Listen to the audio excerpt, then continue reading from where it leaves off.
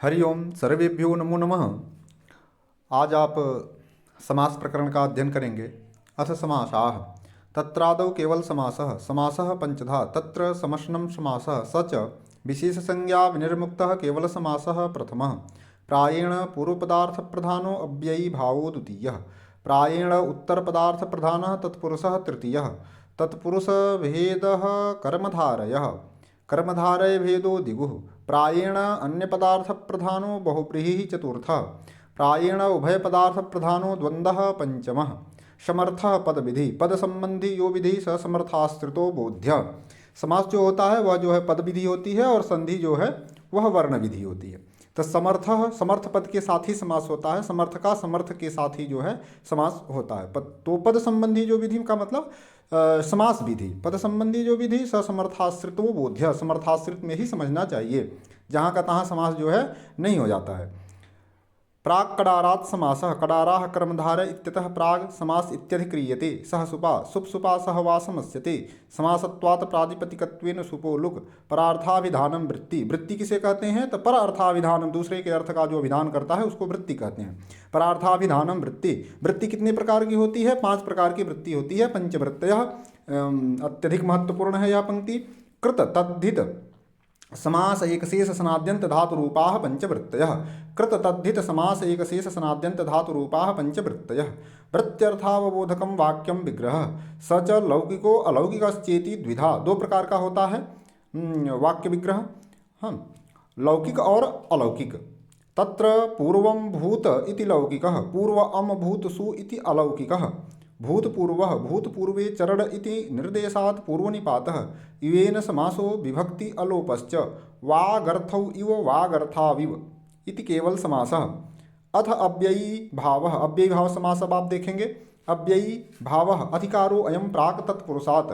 अव्ययं विभक्ति समीप समृद्धि वृद्ध्यर्था भावात्यया संप्रति शब्द प्रादुर्भाव पश्चाद्यथा अनुपूर्व योग्य पद्य सादृश्य संपत्ति साकल्यांत वचनेषु विभक्त्यर्थादिषु वर्तमानमव्ययं सुबन्तेन सह नित्यं समस्यते सो अव्ययी भावः।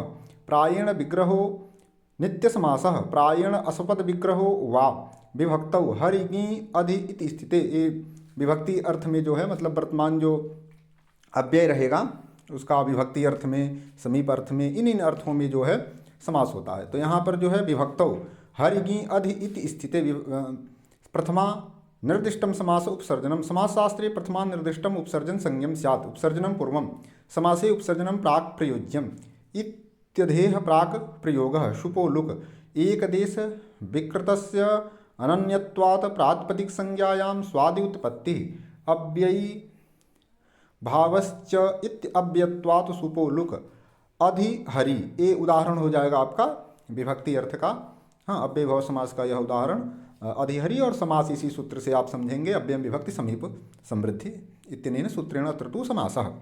अव्ययी भावश्च अयम नपुंसकम स्यात्। अव्ययी भावश्च यह जो सूत्र है यह नपुंसक संज्ञा करता है। न अव्ययी भावात् अतो अमत्त पंचम्याः न अव्ययी भावात् अतो अमत्त पंचम्याः अदंताद अव्ययी भावात् सुपो न लुक तस्य पंचमीं विना अमादेशश्च स्यात्। गाः पातीति गोपाः तस्मिन् अधिगोपम् तृतीया सप्तम्योर्बहुलम् अदंताद अव्ययी भावात् तृतीया सप्तम्योर्बहुलम् अं भावः स्यात्। अधिगोपम् अधिगोपेन अधिगोपे वा कृष्णस्य समीपम् उपकृष्णम् मद्राणां समृद्धि सुमद्रम् यवनानां व्यरिद्धि दुर्यवनम् मक्षिकाणाम् अभावो निर्मक्षिकम् हेमस्य अत्ययो अतिहेमम् निद्रा सम्प्रति न युज्यते इति अतिनिद्रम् हरिशब्दस्य प्रकाशः इति हरिः विष्णोः पश्चाद् अनुविष्णु योग्यता विप्सा पदार्था अनतिवृत्ति सादृश्यानि यथार्थाः। ये यथार्थ के जो है रूप हैं। तो योग्यता विप्सा पदार्था अनतिवृत्ति सादृश्यानि यथार्थाः। रूपस्य योग्यम अनुरूपम अर्थम अर्थम प्रत्यर्थम शक्तिम अनतिक्रम्य यथा शक्ति। अव्ययी भावे चाकाले सहस्य सह स्याद् अव्ययी भावे न तु काले हरेः सादृश्यम स हरिः। ज्येष्ठस्य आनुपूर्वेण इत्यनुज्येष्ठं चक्रेण युगपत् सचक्रम सदृशः सख्या ससखी छत्राणां संपत्तिः सछत्रम तृणम् अपि अपरित्यज्य स तृणम् अत्ति अग्निग्रन्थं पर्यन्तम् अधीते साग्नि नद्यभिश्च नद्भिः सह संख्या समस्यते समाहारे चा अयम इष्यते। पंचगंगम द्वियमुनम, ये उदाहरण बहुत परीक्षा में पूछा जाता है। ये अव्ययीभाव समास के अंतर्गत आता है।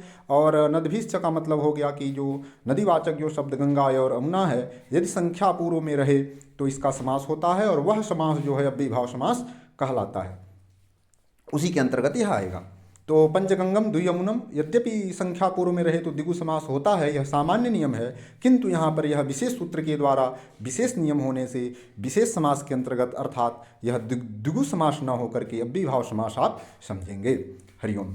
तद्धिताः आ पंचम समाप्ते अधिकारो अयम अव्ययीभावे शरद प्रभृतिभ्यः शरदादिभ्यश्च स्यात् समासान्तो अव्ययीभावे शरदः समीपम उपशरदम प्रतिविपाशम जरायाः जरश्च उपजरसम इत्यादि अनश्च अनंताद अव्ययीभावात् टच स्यात्। टच प्रत्यय होता है। नस् तद्धिते नान्तस्य भस्य टेर्लोपः तद्धिते उपराजम अध्यात्मम नपुंसकाद अन्यतरस्याम अनंतम यत्क्लीबम तदंताद अव्ययीभावात् टच वा स्यात् उपचर्मम उपचर्म झयः झयंताद अव्ययीभावात् टच वा स्यात्। टच प्रत्यय से भी होता है उपसमिधम और उपशमित, ये दो जो है बनेगा, चूंकि यह विकल्प से टच प्रत्यय करता है। इस तरह से आप जो है पूर्ण अव्ययीभाव समास का आपने वाचन श्रवण किया। संक्षेप में समझते हुए अगले क्रम में अब हम लोग तत्पुरुष समास का वाचन श्रवण करेंगे। हरिओम।